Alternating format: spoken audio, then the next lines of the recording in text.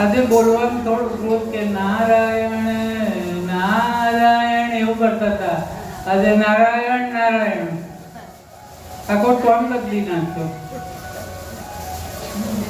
ભગવાનને ખબર પડી ગઈ.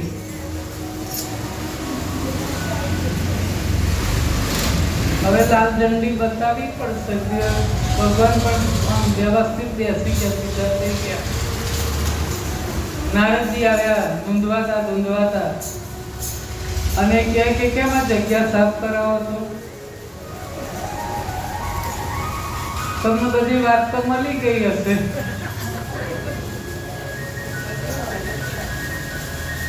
પણ પ્રભુ, હું તો તમારો એકદમ નજીકનો, અને તમે હોય પછી મારે ગુરુ શું કરવાના? મેં ગુરુ કર્યા છે. ભગવાન કે સદગુરુ તો કરવા જ જોઈએ. તો કોને કરવું? અને આ બધું તમારે મને કેવું હતું ને ડાયરેક્ટ. આવું મારી પાછળ આવું બધું કામ ધંધા કરો છો, સીધે સીધું કેવું હતું ને.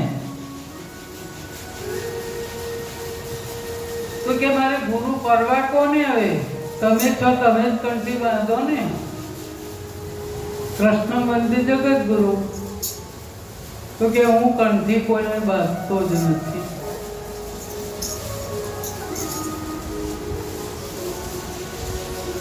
નારદને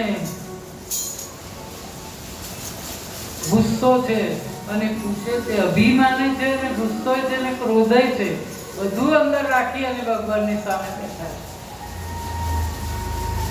તો પ્રભુ હવે મને માફ કરી દો. કદાચ હું બોલ્યો કાર્યો કપટી બધું મને માફ કરી દો, પણ હવે તમે મને રસ્તો બતાવો કે મારે સદગુરુ કોને કરવા.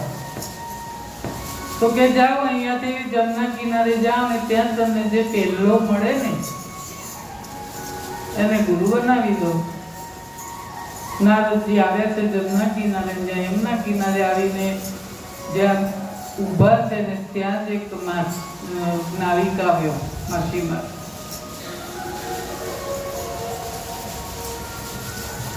ચરણો પકડી લીધા. કંઠી બાંધી દો મને. તમે મારા ગુરુ, હું તમારો શિષ્ય.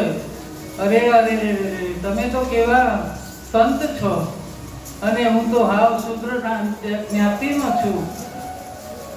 જ્ઞાન અને બુદ્ધિ મારામાં છે નહીં.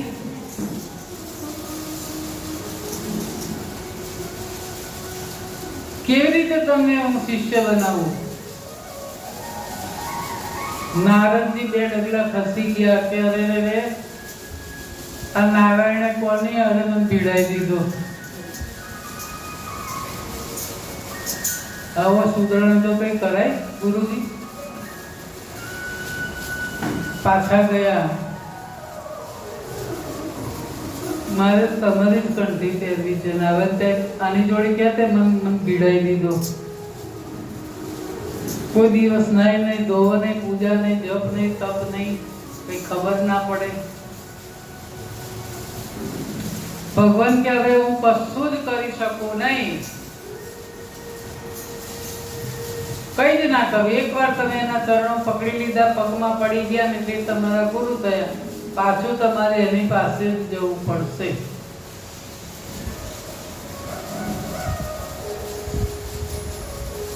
લડે લડે ભગત ભગત